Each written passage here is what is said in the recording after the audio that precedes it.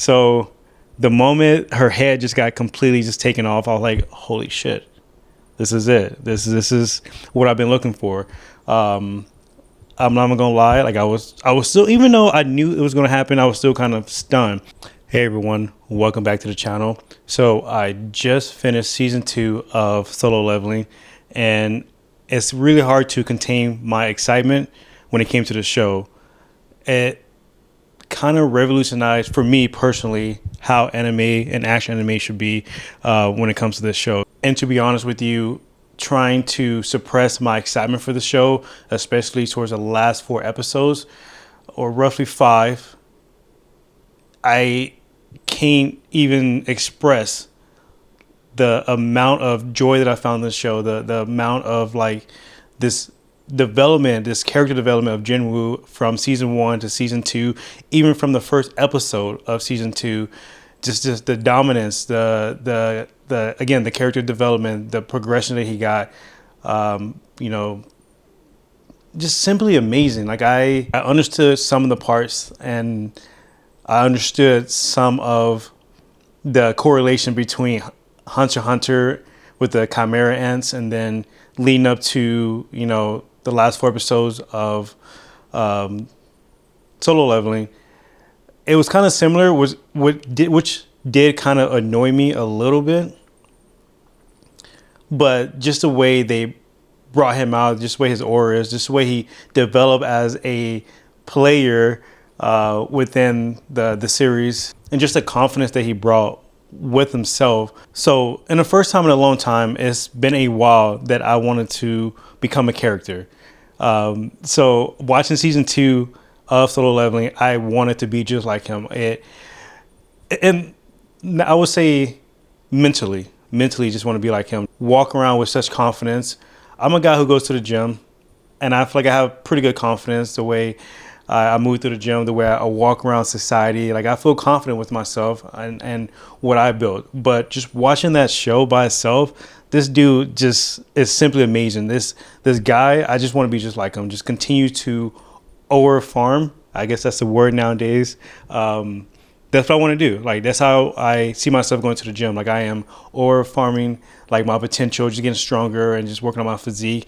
And now that it's springtime, we're in the month of March, towards the end of March. We're about to hit April, pretty much tomorrow. It's time to kind of like get back into the gym. So that being said, this show makes me want to continue to strive even harder. So the action in these last 4 episodes was just 10 out of 10, perfect for me. I know the first episode of season 2 was great. Season 2 or episode 2 kind of went down a little bit, but obviously episode 1, you want to go off with a bang, get the hype going, all that good old stuff, that jazz. But it kind of slowed down midway through, and I'm not gonna lie, there's been a couple of times where I stopped watching the show, just kind of just collect everything all at once, all the episodes, or at least 3 or 4 of those episodes, and just watch them all in sequence. And for the most part, it was good. I give it a solid A or B plus to A when it comes to all the episodes before the last 4.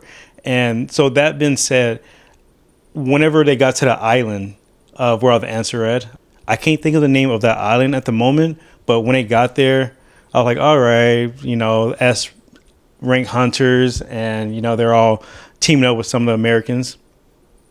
I thought personally they're just going to come in and just kind of just wipe out everybody, is what they all expected in the show. All the characters, it's going to be something simple and easy. Again, whenever I would say the king ant, I guess you would say that, the ultimate ant, the black ant, whenever he was born, I was like, all right, this is pretty much Hunter x Hunter all over again. Obviously, the only difference between those two is Jinwoo is just built different. And this time around, is a younger person actually fighting the main boss, the Black Ant, compared to the older guy who was fighting the king of the Chimera Ants. Both great, but I gotta give it to Solo Leveling, Jinwoo, when it comes to the action. And I saw some references when it came to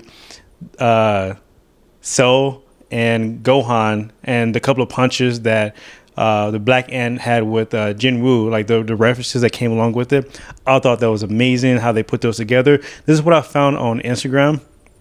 Maybe I could probably post it on here, and I could see the same references that they put together. So whenever I got to the last 4 episodes, starting the last 4 episodes, whenever they first got there and started fighting the ants, I was like, this is somewhat kind of boring. But as the episode continued to progress, and I was like, okay, they're taking things a little too lightly. The couple of the characters are like, you could just tell something bad was about to happen. She was just chilling, like, oh my God, we're so amazing, blah, blah, blah, whatever. We could take this down super easily. And at that moment, as soon as she said that, I knew something bad was about to happen to her. The way the camera just was kept sticking to her and stuff like that. So the moment her head just got completely just taken off, I was like, holy shit, this is it. This is what I've been looking for. I'm not gonna lie, like I was still, even though I knew it was gonna happen, I was still kind of stunned. I didn't think it was gonna happen in that fashion and that quick. And the fact that actually she wasn't a S rank. I think she was an A ranked. She was up there either way. But the fact that he took out multiple A ranked hunters with one swipe, just done. Like, wasn't even a battle between those. I was like, holy smoke! Like, everyone's about to get wiped out. And as leading towards the end of the episodes, all the communications, wasn't really working. They couldn't get all the visuals for broadcasting. What's going on the island. I was like, damn, everyone's getting wiped out. Everyone is pretty much going to lose. So I was trying to figure out how Jinwoo was going to come to the island. And then I remember before they went to the island, he had those shadows follow them so he could make the exchange. So I was like, okay, if they're all getting wiped out and the S ranked hunters are just getting demolished, I was like, okay, this is how he's going to come. And sure enough, that's pretty much what happened. It was pretty much foreshadowing what was going to, be foreseen. And so just watching how these S-rank hunters just got demolished, just pretty much slaughtered, it's pretty much night and day. Like, what would you call something higher than an S rank hunter at that level? Because apparently the Black Ant is considered a general whenever Jinwoo, arrives them. So what is higher than an S rank? I truly do not know. If someone do know, please leave a comment, below, letting us know what it is. I have not seen or read any of the mangas, so I really don't know. I tried to do a little bit of research on Google. Nothing much came up when it talks about what's higher than, a S rank hunter. So hopefully someone can shed some light onto that. But that being said, the way they got wiped out is crazy. Whenever Jinwoo did pop up and saw the fighting scene, his, again, aura, I did not think he was that much stronger than an S rank. To be honest with you, as a hunter, as he continues to aura farm and just level up his stats to, I guess now to 100. I will hope that his leveling gets past 100, because I think it'll be kind of dumb throughout the whole series that he cannot get any stronger than what he already is. It's kind of weird. Isn't that the whole point of him leveling up? Solo leveling. So I'm really hoping that that's not the case and he can continue to get stronger past the leveling. I don't know how strong his dad is. If his dad is even stronger than Jinwoo, do not know. And then those last two characters that showed up at the end, at the very last episode, who are they? I have no idea. Are they stronger than Jinwoo? Like, what would you classify them?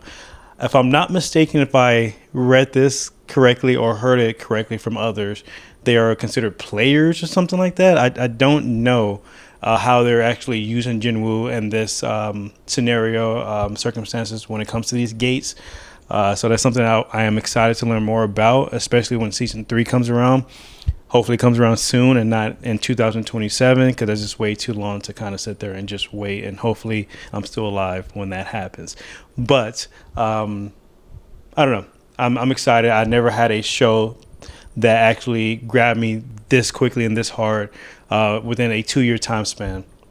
I would have to bring this up to a higher ranking class when it comes to my top 5 animes. Recently, I would say in the last 5 years, and I would say this has to rank at number 1. And then, number 1. What would be number 2 in all the ones that I've been watching? Oh, I would say Kaiju number 8 would be right there within the last 5 years. And then, so on. I'm watching Blue Lock at the moment. But again, season 2 of Solo Leveling is literally the best season of any anime I've watched in a very, very, very long time. And this is kind of going back to like the big 3 when it comes to the Naruto Shippuden. I've never felt so excited to be back into anime again, and thank you so much, Solo Leveling, for making that happen. So that being said, finishing season 2, let me know what y'all guys think about the season itself, how hype it was. Is this your number 1 of 2025 already? Because I know it's about mine. Is there anything that could compete at this moment? Can you give me any type of recommendations for the next show to watch or continue to watch while we wait for season 3 to happen? And let's all try to be like Jinwoo and just fucking be badass. Until next time, guys, peace.